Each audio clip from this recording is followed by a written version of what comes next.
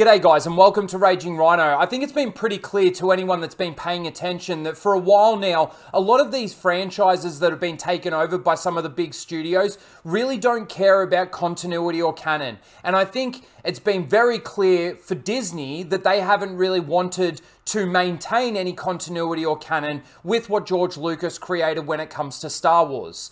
And I think that's been pretty clear based on what we got from the sequel trilogy. I think that's been pretty clear based on a lot of the series that we've had released on Disney Plus for Star Wars. But it keeps coming out more and more that people at Lucasfilm and the people creating Star Wars at the moment keep getting frustrated by the canon, keep not really wanting to be beholden to the canon or anything like that. Now, to me, I just think to myself, why did Disney buy it? If you're not going to actually adhere to what Star Wars is while you're creating it, then what's the point in even being involved in it? And I think it's been very clear with things like Rings of Power, the MCU more recently that is, and a few other franchises as well, like Star Trek. And they really don't care about what came before. They really just want to put in their messaging now and create their own stories. Now, I understand that that's why Disney decanonized the EU, because they wanted to have creative freedom, and they're well within their right to try and insert these things. But there are some beloved characters and some beloved themes that are actually very important to the fans. And I think it can't be underestimated that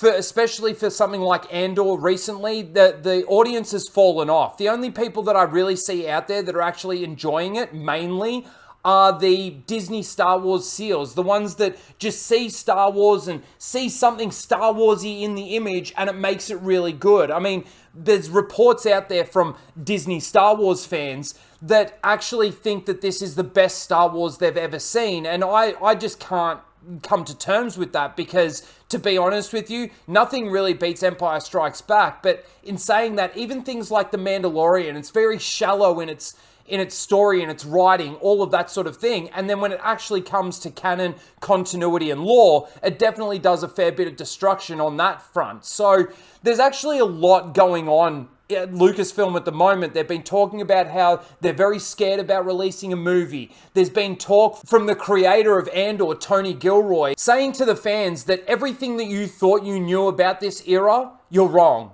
And of course, that just means to me that they're completely changing the canon. They're completely changing the continuity. Now, we've got this report that's just come out from the Direct. Obi-Wan Kenobi writer frustrated by Disney Plus show's canon restrictions.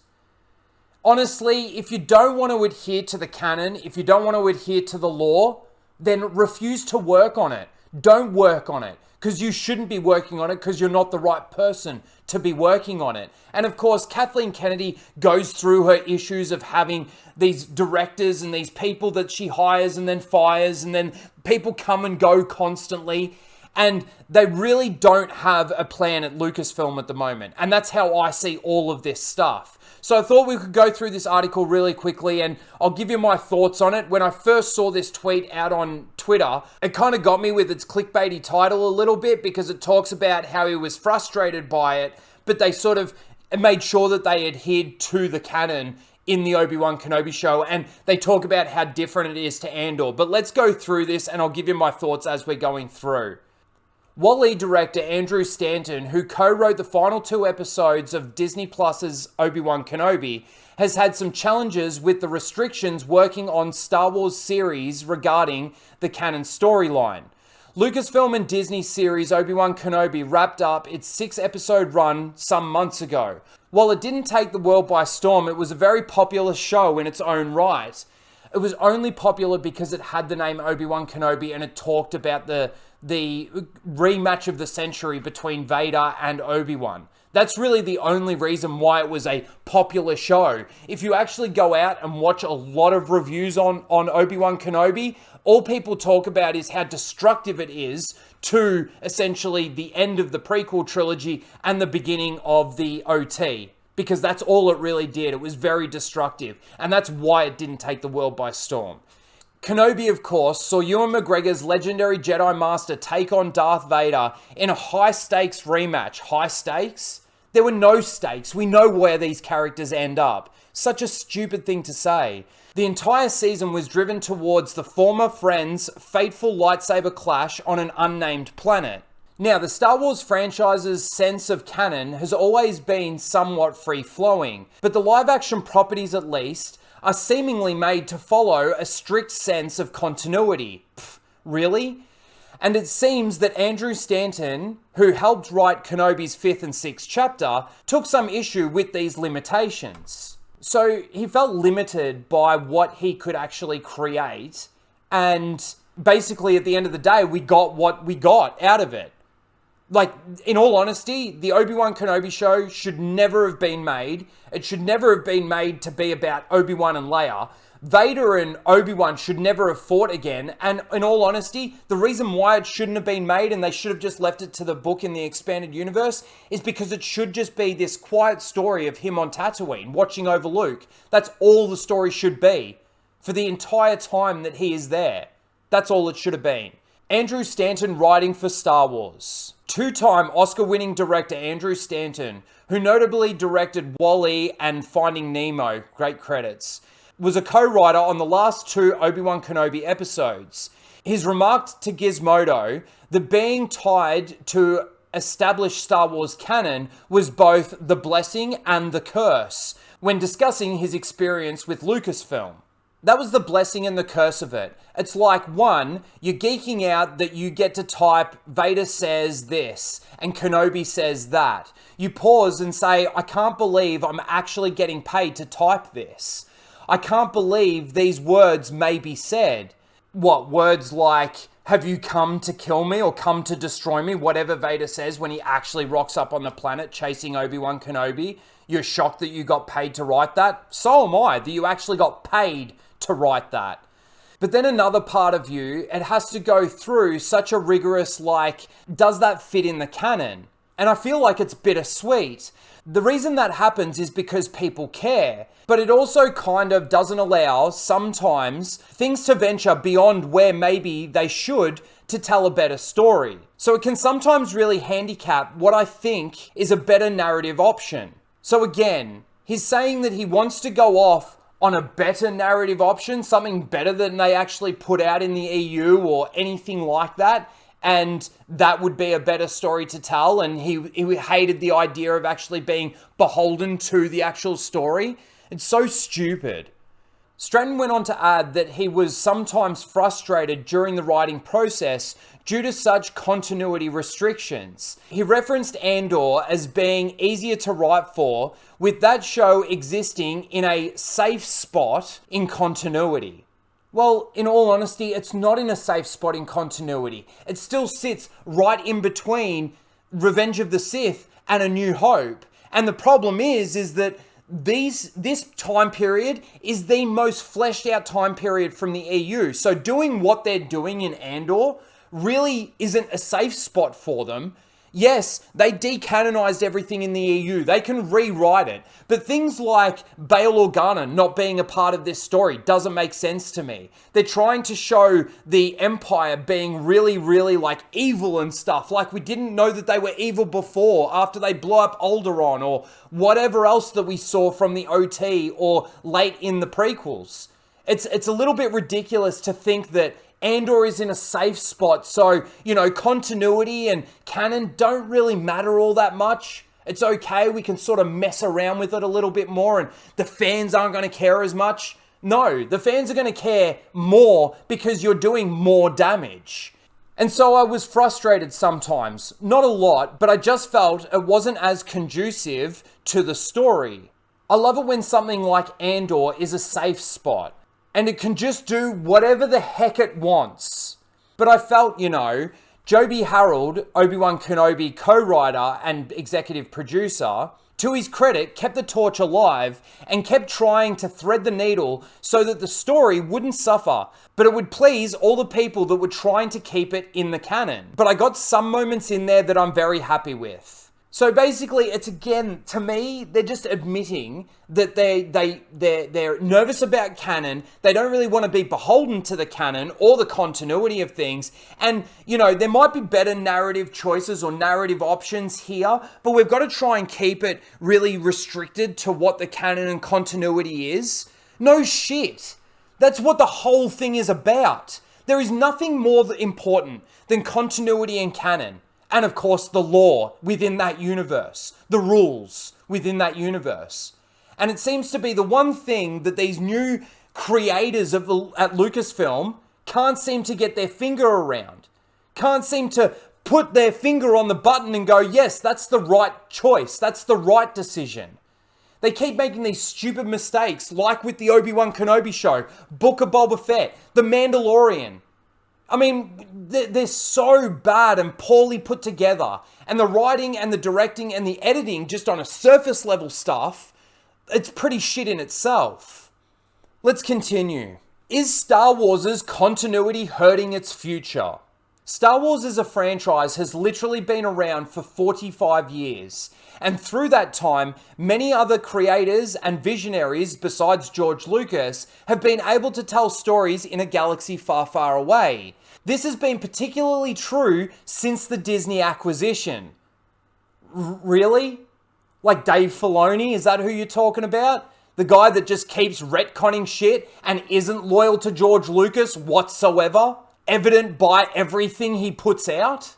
The people that were creating the EU, the books, when George Lucas was still in control, still adhered to the lore, the continuity, and the canon of the franchise. And if they had any questions, they would go to George, and George would say, no, you can't do that, or yes, you can do that. Because that's what it means to actually keep lore, continuity, and canon in check.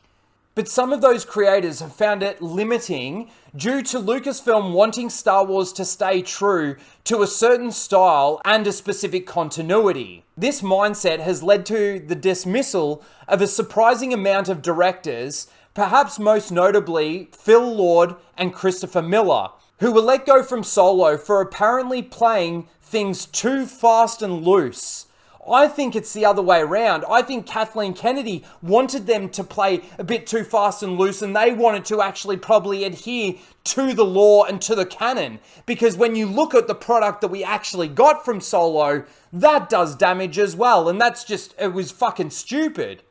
It was a fucking stupid movie that doesn't fit in Star Wars and isn't Star Wars. Because in my eyes, Disney Star Wars isn't Star Wars. Having a sense of canon, continuity, and interconnectedness is very important in any big name media franchise. But when it comes at the expense of creative liberty from some of the top talent in the industry, then it might be time to rethink things. The reason Andor is so praised is because the Disney SEALs out there are the only ones watching it. Oh no, sorry, that's not what it says. The reason Andor is so praised is that it plays outside the box a bit and mixes up the Star Wars house style.